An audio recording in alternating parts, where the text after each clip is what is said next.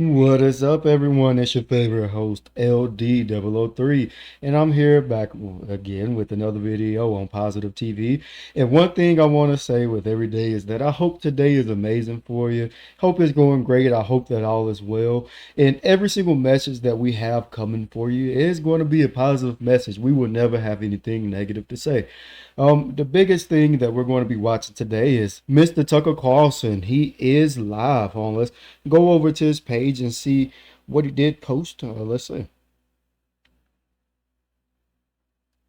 Look at me. I'm trying to go to Coach JB. I need to be going over to Tucker Carlson.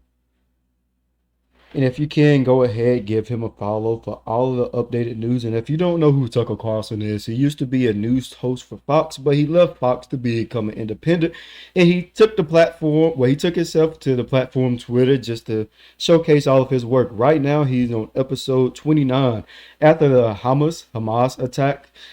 What's the wise path going forward? Right now we do need to know what the wise thing is going to be.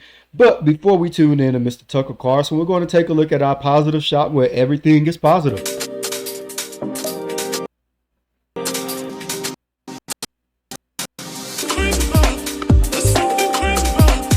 And as we always say, the biggest thing that you can do today, stay positive.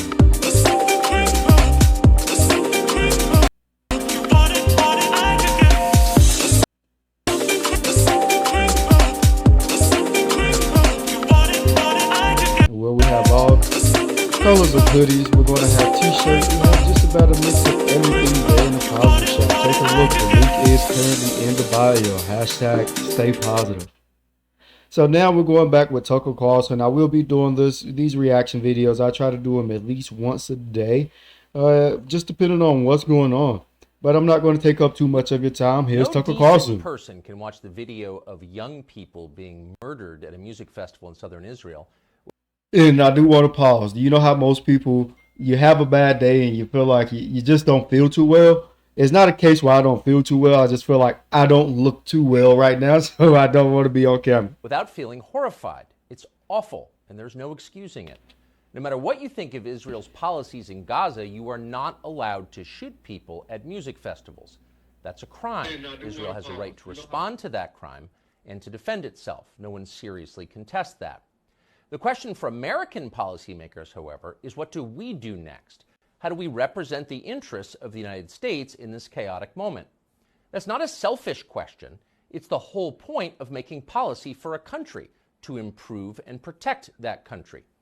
If you serve in the U.S. Congress or in the executive branch of government, you have a moral duty to think this way. It's your job. You serve the United States and its population. You have no moral authority except to the extent that you represent your fellow Americans. That's our system. It used to be obvious, but it's worth remembering now, because the conflict between Israel and Hamas could escalate into a war between Iran and its allies and the West. Once a war like that starts, you could easily imagine the use of nuclear weapons and all that entails. Millions dead, the collapse of the global economy. At the very least, you could see an unprecedented energy crisis here. Already gas in one Bay Area service station hit $7.29 a gallon over the weekend. If that trend worsens and persists, the United States, which is already, technically speaking, bankrupt, would plunge into depression. The United States bankrupt? It would not be like the 1930s. Close to 10 million people have come here over the last 3 years from the poorest places in the world. The overwhelming majority of them are on some form of federal subsidies. You wonder how that's going to work out when the U.S. government runs out of money. So there's a lot at stake in how we encourage Israel to respond to the horrifying Hamas attacks. Wisdom and long-term thinking are essential, but you will not be surprised to learn that is not what we are getting. Watch this person, for example, who happens to be the media's pick for President of the United States. This is not just an attack on Israel. This is an attack on America because they hate us just as much. And what we have to understand is this is the reason that we have to unite around making sure our enemies do not hurt our friends. America can never be so arrogant to think we don't need friends, just like we needed them on 9/11. That's why Ukraine needs us when Russia's doing this. That's why Israel needs us when Hamas and Iran are doing this. And I'll say this to Prime Minister Netanyahu, finish them. Finish them. Hamas did this. You know Iran's behind it. Now, Finish Nikki them. Haley. They should have hell to pay for Now, what they've Nikki. just done. This was an attack on America, she says, when in fact it was not. And for that reason, we must, quote, finish Iran, a nation of nearly 90 million people. What are we watching here? This is not sober leadership. She's a child, and this is the tantrum of a child, ignorant, cocksure, bloodthirsty. Yet no one in Washington scolded her for it. In fact, they aped her hysteria. Here's fellow neocon Lindsey Graham just spelling it out and calling for the bombing of Iran. What? So I've been on the phone all day to the Mideast, and I've told our allies and people with connections to Iran, what I would do, I would tell Iran that if Hezbollah attacks Israel, we're going to come after you, the Iranians, and have a coordinated effort between the United States and Israel to put Iran out of the oil business by destroying their refineries. There are 4 major refineries in Iran. They're fixed targets. If Hezbollah attacks Israel, I would make Iran pay a heavy price. What exactly would happen to the United States if we declared war on Iran and started blowing up their infrastructure? Lindsey Graham has no clue what would happen. He hasn't thought it through. He's almost 70 years old and he has no children. He doesn't care. I'm going to pause for a second. If that does happen, just remember our borders are currently open and we've had a lot of people that's just crossed the borders openly. So I'm just saying it leaves us open for an invasion from inside. You never know. But neither, amazingly, do most of his colleagues in Washington. They're as reckless as he is. Texas Congressman Dan Crenshaw took to social media to call for what he described as a war to end all wars, as if there is such a thing. But of course, there isn't such a thing. Wars beget more war. The bigger the conflict, the uglier and longer lasting the consequences. See World War I for details. These are not complex observations, but they seem lost on our leadership class. Alone among candidates running for the Republican nomination for president, Vivek Ramaswamy dared to suggest that actually going to war with Iran might not be in America's national interest. And for saying that, Mike Pence immediately denounced him as gutless and unpatriotic or something. But we thought it might be worth hearing more. Vivek Ramaswamy joins us now. Vivek, What's up, Vivek? for coming on.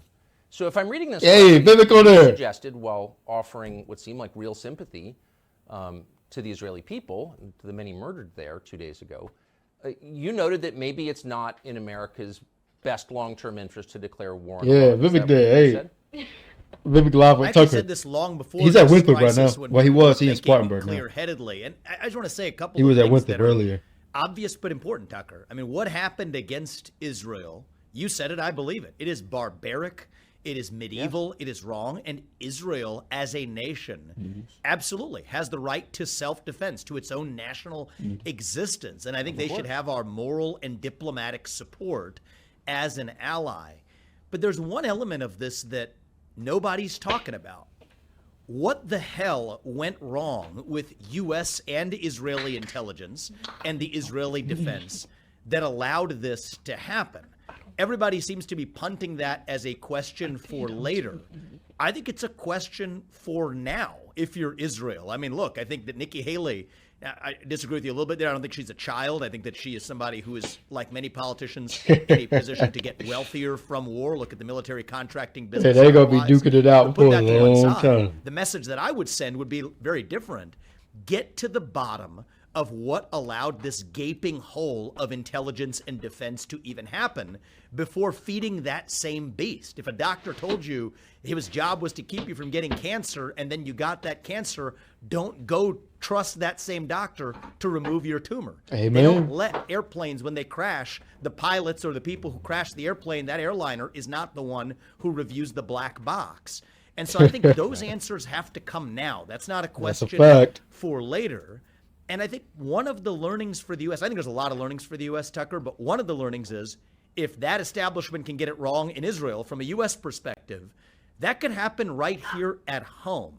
And if anything, as an ally, one of the things that we need to wake up to is that we're vulnerable here in the United States. I just said it. So we can I just said it. prevent that, secure our border, stop funding. I mean, I think one of the things that's been wrong in the U.S. is we have a bad habit while we're bankrupt funding both sides of wars that should have Where been you spend avoided money in the you first don't place. got. Look at the money that's indirectly found its way to Hamas, the $6 billion paid to Iran in the recent ransom. That was a disaster. And don't Yet forget we're about the effectively guns. now funding both sides of a war that we shouldn't have been in the first place in places like Russia and Ukraine even. Think about how we hampered oil production in the United States and then now has funding, U.S. funding going to Ukraine in fighting back against Russia.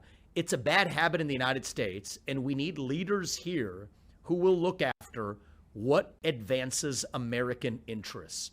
And I find what Dan Crenshaw said to be cringeworthy. It is shameful. World War I was supposed to be the war that ended all wars, that got us to World War II. That can't be the way that we run foreign policy. The job of American leaders is to advance American interests. And I think we support Israeli leaders asking what advances and defends Israel as we should, morally and diplomatically. But leaders here need to look after American interests first. The conversation can't be limited to right and wrong. I mean, I don't think there's anyone defending the murder of concert goers in the Negev 2 days ago is, disqualified from, being taken serious. Of course, that's wrong. But it doesn't seem like any American policymaker is even willing to entertain other questions like what's in America's best interest, what effect will this have on the global economy, on our economy, on energy prices. These are not small things. They should not be dismissed. But So I think that's the biggest thing that everybody needs to ask. How will this affect us, especially with oil? they are dismissed out of hand, and you're some sort of quizzling if you even raise the question. Why is that? It seems crazy to me. Well, look, I mean, if you want to ask the question of right and wrong, then open that Pandora's box. I don't favor doing this, but look at what's happening with Azerbaijan and Armenia. You don't really hear much about that now. Why? Because Azerbaijan's lobby is about as effective as Ukraine's is in Washington, D.C. So this selective moral outrage, I do think is a problem. May I ask you to pause for just one moment there and just unpack that for viewers who are not aware of what you're referring to. Armenia, Azerbaijan, what is happening? What is happening? I mean, what's happening is an atrocity. I mean, you have people who are Armenians, largely Christians, six-figure numbers, 120,000, being driven back to their country from a region that has long been a place they have called home. A lot of atrocities that aren't even yet coming to light in Western media. But Azerbaijan has a lobby, a powerful lobby in Washington, D.C. And I think a big part of what's wrong in the United States today, Tucker, and I don't mean to toot my own horn, but it's why I'm coming in as an outsider to this nonsense, is you have a system that is bought and paid for, both for the people who run on the Democratic ticket, people who run on the Republican ticket, and people who make those decisions in Washington, D.C.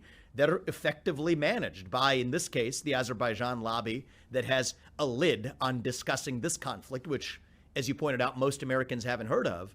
But you'll hear endlessly about Russia's incursion on Ukraine and having to stand on the right side. That's a separate point where I reject that Ukraine is inherently good anyway. But even if it were, a selective moral outrage in that case, but not another one in just a neighboring area that interfaces with Russia as well. So open that Pandora's box around the world. I mean, look at much of Africa, look elsewhere. You're going to find ability to have selective moral outrage. But you only hear about it in certain selective cases that the media and the existing establishment in both parties deem fit for the American public. And what we need is leaders in this country who are honest in calling out atrocities where they occur. What happened in Israel was wrong. I think we require leaders, some on the far left are too afraid to say it. It was wrong. But at the same time, we need leaders on the right who are willing to say it in other places too, like what's happening in Azerbaijan and Armenia. But at the same time, to have the clarity and American-centric forethought to say what policy decisions we make are separate from the moral judgments that we will pass. So to say we will be with you diplomatically, absolutely. To say you have our moral support, absolutely. That we're not going to get in the way of you defending your national boundaries, absolutely. Even further, to say that in limited circumstances that advance U.S. interests, we will provide munitions. We can't do it across the board. It's a zero-sum game when it comes to munitions between Israel, Ukraine, Taiwan next in the future. But in a limited way that advances U.S. interests, that has to be the sole prism. And that doesn't exist right now, Tucker, in the establishment of either political party. And I think that the things that we're saying now to some may sound uncouth. I don't think they should. This is what the job of a national leader actually ought to be. And that's how I'm planning to lead this country if I'm elected. Tell them again, Vivek. I Tell them again. You mentioned moral outrage, and I thought the videos from southern Israel were morally outrageous, and I was offended by them and saddened by them. Anyone who saw them, I think, was. But you don't have to look far in the United States for moral outrages also on video. And there's not a city in this country, not just the big cities, but cities of 10,000 people. I was in one yesterday, that doesn't have some constellation of drug-addicted young people living outside. We call them the homeless. They're drug addicts. And they're addicted to drugs that were imported across an open border, allowed by the Biden administration. And they're dying, more than 100,000 a year. Now, you could call it genocide, you can call it whatever you want, but it's the death of over 100,000 Americans a year and the living death of millions more who are living outside. So I don't understand. People are outraged by what happened in Israel. And again, I want to add my voice to that because I'm a human being. But the scale of the outrage among Republican presidential candidates was so much more intense. One of them took to a bullhorn and started yelling about it. I get it.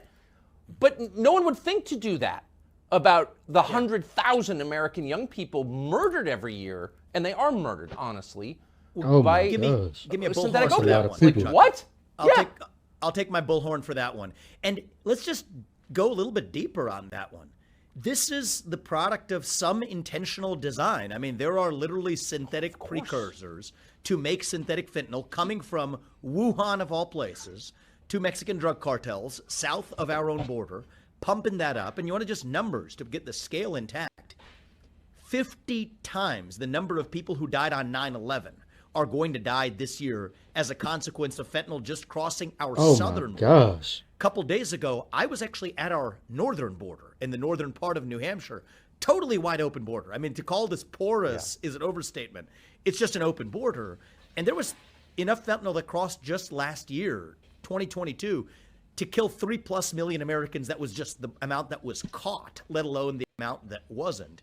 And so this is the product of intentional design. People will say, is that because of a drug epidemic in demand? You know, that's a separate debate, but a lot of that fentanyl is being laced into. People who are taking it have no idea that they're taking fentanyl, taking other drugs that have fentanyl in it that's killing them on the spot. That's closer to bioterrorism. Nobody would call it an overdose if you put it in a Big Mac. There is no level of moral outrage. Forget the Democratic Party. I've written that one off. In the Republican Party, of the same scale of this incursion right here at home. And so one of the things that allies do is they learn from each other. I think that intelligence sharing operations is critical with allies, with Israel, and otherwise. I think one of the things we can do is learn from both the successes and, in this case, a bad failure. And I'm going to pause this right here. If I'm going to say anything else, if you don't do anything for the day and you're not productive, just make sure you do this one thing, which is learn. Always try your hardest to learn at least one thing. Case of our ally, to say if we have borders that are as open as ours, even Israel that had a border as tightly protected as its own saw this happen, we could have far worse or the equivalent happening right here at home. I mean, other things that nobody's talking about, Tucker, is not just border defenses. We don't have an Iron Dome in this country, yet we're vulnerable to nuclear missile attacks any given day, and we're marching closer into nuclear conflict in multiple parts of the world, most notably with Russia. Think about cyber defenses. And if that really was a cyber attack, or whatever explanation it might be for why Israel was caught off guard, we're vulnerable to cyber attacks in this country. Electromagnetic pulse attacks, nobody's talking about, that could take out our electric grid, which, by the way, has 60 Chinese transformers in it. You know, talk about space-based defenses, totally missing in the United States of America. That's where my outrage is highest, is our own vulnerability right here in the homeland. And I do not think that it is crass. I think it is the morally correct answer for leaders of nations to ask how they protect the interests of their nation. That comes with allies. And so I think that it is important not to create an equivalence between Hamas and Israel, as some on the American left and European left are trying to do. It is wrong what happened to Israel. And I call that out as a human being and as somebody who's on a belief of some people are on the right side and the wrong side of a conflict. I think that that is far clearer here than it is, for example, in the Russia-Ukraine conflict or other areas where people have baked that cake. But the selective nature of ignoring certain other conflicts while even more importantly, ignoring the interests of the U.S. right here at home, is what irritates the heck out of me, out of the politicians in both parties. And it is shameful. And I think that there are, frankly, financial and corrupting influences that lead them exactly to speak the way they do. That's just the hard truth. How could you pay for a much-needed defense system in another country but not in your own country? Right. I don't understand Well, that. How can you protect other people when not us? How can you pretend to be a leader in your country if you're doing something like that? It seems so immoral to me. Well, pretending is a good word to use. I do think it's immoral, Tucker, to abandon, completely abdicate defending our own border, yet worrying about other people's borders more than we worry about our own. That's not to legitimize anything that's happening in other parts of the world. Far from Obviously it. It deserves to be condemned. But start, if you're the president of the United States, your obligation is to your homeland. Defend your homeland. People will say in response, and I get this, right, from the other presidential candidates, oh, we can walk and chew gum at the same time. You are neither walking nor chewing gum. You are absolutely leaving our country vulnerable to every form of attack until it's too late. But then it's one thing, Tucker, to say that, okay, people come to this conclusion if this is a new question. This isn't a new question. We spent $3 trillion in Iraq and in Afghanistan. To what end exactly? Is the Taliban still in control in Afghanistan? In Iraq, we still have hostile, effectively anti-American control, vulnerable to Iranian incursion as well while we're at it.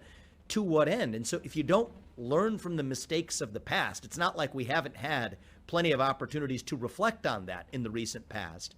If you don't learn from those mistakes in the past, you're destined to make the same mistakes in the future.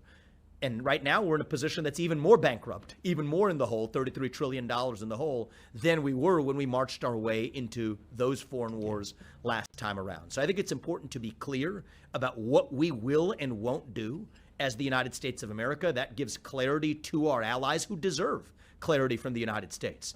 That's the other dimension of this, too, is by being vague about what that means. Yelling, finish them, finish them, finish them into a screen. What does that actually mean?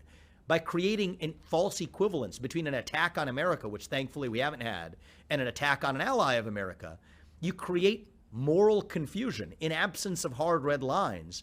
And I think that's what I'm worried about very much so in Russia. There are no clear red lines when we're using a moral justification to advance a war that doesn't advance American interests. The last thing is we need to repeat that same mistake in other parts of the world. That's a formula for getting to World War III. And if you're someone a Nikki Haley who is going to profit from World War III, I think you're disqualified from being the president of the United States. I feel so sorry for the Israelis and for the Ukrainians, for that matter. I have no sympathy at all. Hey, Vivek, keep it real. Disgusting. So let me ask you just one last question. So Nikki Haley, Mike Pence, this Crenshaw guy, probably the entire leadership of the Republican Party is effectively calling for war with Iran, U.S. war with Iran. What would that mean, do you think? So I do not think that it is a good idea for us to enter war with Iran. I think it would be good, and the outcome that I expect is that Israel will be successful in defeating Hamas here, in protecting its own homeland. They've done it countless times before. I think they're going to do it again. I think it is appropriate for the U.S. to support Israel diplomatically at the UN when they're going to come after Israel or otherwise, for the U.S. to take a strong stand in favor of an ally that has been good and can continue to be good to the U.S. And I think that limited military support as well, without using ground troops on the ground, military support without ground troops, that makes sense. But I think for others who have refused to take the option of ground troops off the table or whatever, I think we're doing a disservice to everybody, especially here in the United States. And I do not think that right now, I mean, one of the things to remember, Tucker, is people at domestic policy will say it's the economy stupid. Foreign policy, it's China stupid. That's really what we need to remember. Russia is being driven further into China's hands. Iran is backed by China economically as well. Sanctions and everything else, part of the reason why they haven't had the effect is that China's still got their back. And so right now, I mean, if you look at even the artillery shells that earlier this year, 300,000 to the tune of U.S. artillery shells stored in Israel that we encouraged to send to Ukraine, it's a zero-sum game. And so we're actually rolling out the red carpet, depleting multiple reserves between Ukraine and Israel. I think we are paving the red carpet for China to annex Taiwan while we still depend on Taiwan foremost for our modern way of life in a way that we don't for Ukraine or other conflicts that we're marching our way into. And so that's the way we need to look at this, is what advances American interests. Yes, stand firmly for what's right and wrong diplomatically and otherwise, but do it in a way that responsibly looks after American interests first. And that's the real divide in the Republican Party. I do think we have a real fundamental ideological divide in the Republican Party, and we ought to be able to have that debate in the open. I think we're not having it right now. And I, for my part, will be unapologetic in standing for putting the interests of this nation first, because that happens to be the office that I'm running for, while being crystal clear about the fact that what happened in Israel was wrong. It was barbaric. It was something that was inhumane, and we have to provide the moral and diplomatic support that we need. At the same time, the job of the U.S. president is to stand for American citizens here in the homeland, and that's how I'm planning to lead. Well, that's right. They have no right, our leaders have no right except to act in the interest of the United States. Anything outside that is immoral, and they have no authority to do it. So anyway, I appreciate your willing to explain your views on this and to say something that was unpopular with the reckless morons running our country. If I want to just say one thing, Tucker, please go ahead. I was just thinking about the why on this, right? Because I think that for me, for a long time, looking at this from the outside, I'm not in the world of politics, or I'm in the world of politics now, but for like all the 7 months. Before that, I'm looking at it from the outside in. You wonder why, right? It's a bit of a mystery when you see the Lindsey Grahams or the Nikki Haley's or the John Boltons or the, other people of this persuasion, the Mike Pence's, the Chris Christie wing of this party. Being now in the sport, I think I do have a much better understanding for why it's played the way that it is. It comes down, in most cases, some people do have ideological commitments that are outdated, that are earnest, but a lot of it comes down to money, the corrupting influence of super PACs on the process. And I think that in the same frame of putting American interests first in our foreign policy, even when you think about a left-wing idea from 15, 20 years ago, heck, I'd embrace it now to say, get the influence of super PACs and mega money out of politics.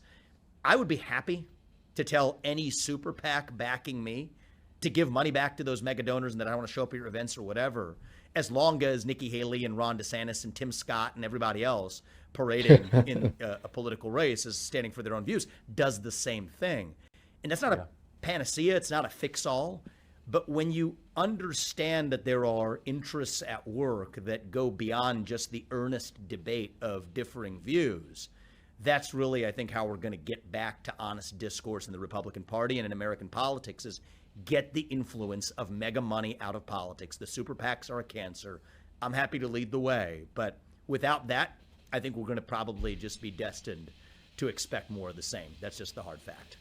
How soulless would you have to be to take cash in exchange for wrecking your own country? And by the way, the ones who are emotionally committed to it, the true warmongers, I know all of them. And I can say this about them: not one of them has a normal sex life. I'm just saying that. That's true. Whatever. I'll leave that to you, Dr. Freud. Anyway, Vivek, thank you so much for coming on. Appreciate it. Thank you. Good seeing you. Well, that's Tucker on X. Hold up. Wait a minute. Tucker and Vivek just spilled all of the tea. They dropped a little bit of tea for us. Okay, so it seems like every single day that we go, we approach a little bit closer towards World War III. And I mean, a lot of the money, everybody knows, well, I'm going to assume everybody knows, when there's a war, there's a lot of money to be made. And I'm not going to say who's opposed to making money, but that's what the world is about, and that's what it has come to. And we forgot about the small things, such as love, self-care, peace, unity, and happiness. And throughout these tough times, the main thing is just to stay positive, because one thing I do understand in life is things could always be worse. So with that being said, I want to take you out. I'm going to take a look at our positive shop again, and make sure you stop by our positive shop, get some merch that we do have there. We have hoodies, sweatshirts, t-shirts, coffee mugs, you name it. You got it, you want it, we can get it there at the positive shop.